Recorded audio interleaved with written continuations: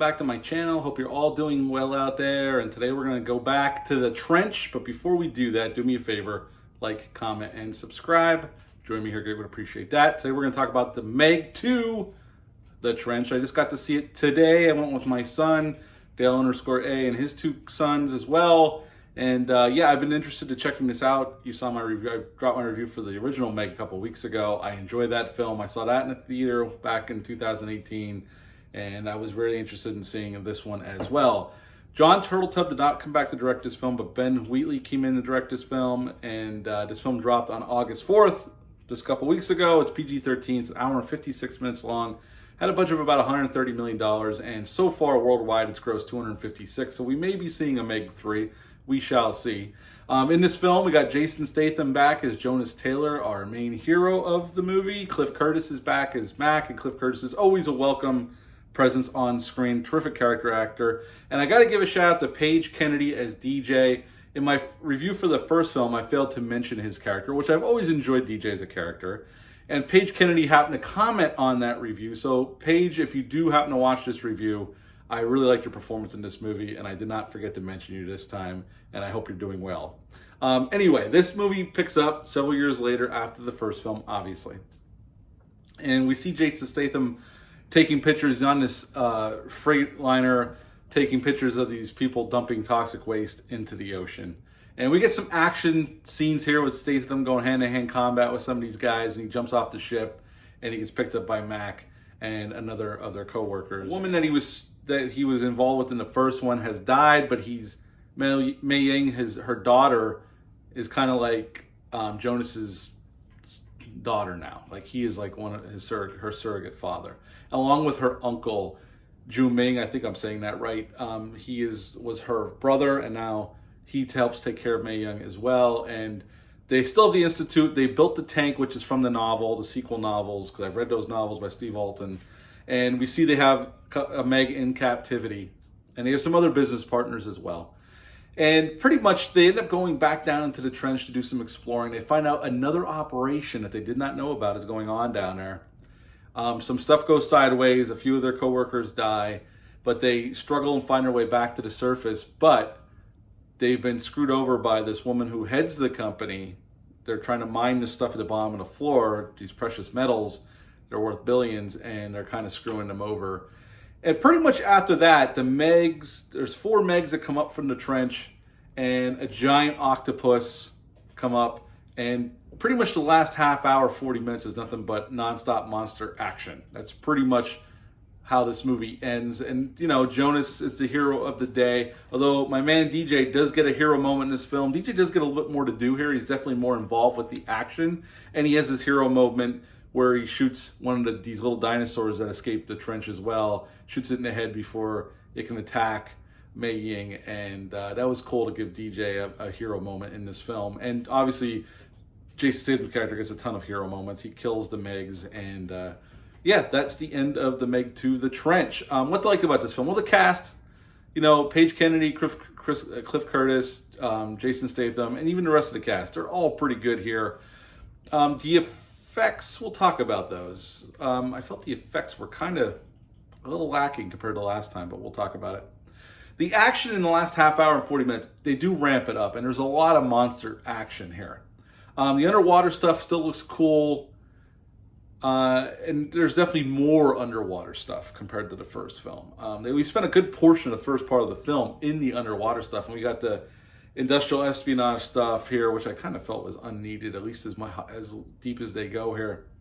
I did enjoy this film, but let's get into some of the negatives. This movie is way too long.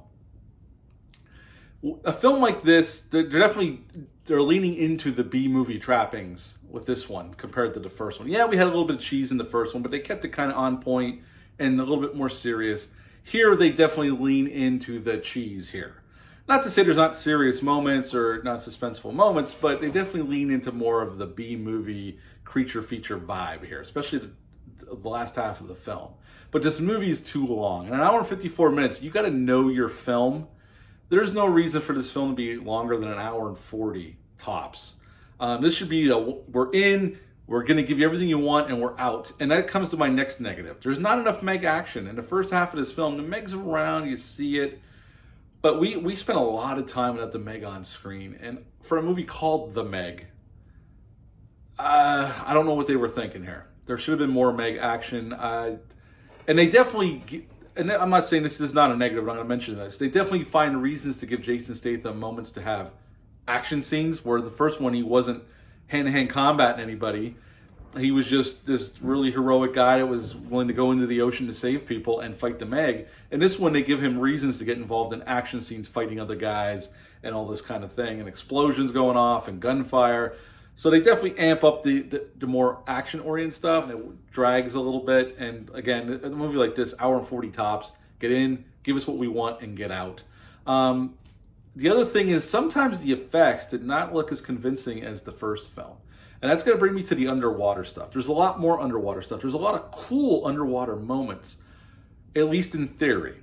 I thought the way it was shot and the way the effects came off, I had a hard time deciphering what in God's name was going on underwater sometimes. And there was some suspenseful stuff going on, but it was hard to decipher. Where in the first one, when they were underwater, you could see clearly everything that was going on with the subs, the Meg, everything. Here, I thought it was a little muddled, and that might have been a stylistic choice, but unfortunately, at times, I had a hard time deciphering exactly what I was seeing. So the underwater stuff, which they gave us more of, it should have looked better, and I was kind of disappointed by that.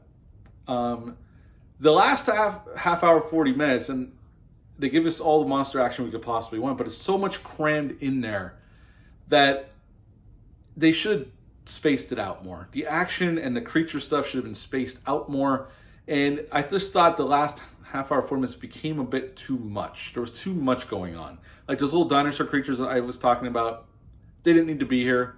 I mean, it gave DJ a great chance to be a hero, and I love that moment. But those dinosaurs, they didn't really serve much of a purpose other than they were down in the trench and they came up. And then they just kind of disappear. Like we have our hero sitting on the beach, and the dinosaurs all of a sudden disappeared, even though they were just wreaking havoc 5 minutes earlier. It's just a bizarre choice to me. And maybe there's some cut footage that explains that got cut out, but it's like 1 minute the dinosaurs are there wreaking havoc, and the next minute they're gone.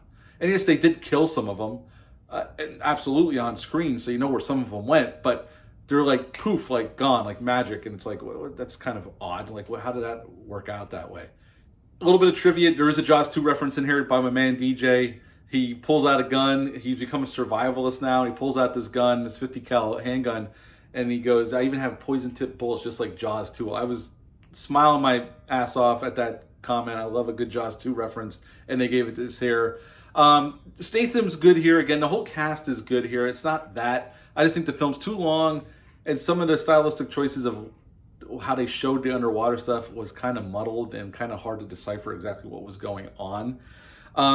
I felt some of the action was a little too choppy too towards the end, even though they gave us a lot of monster action.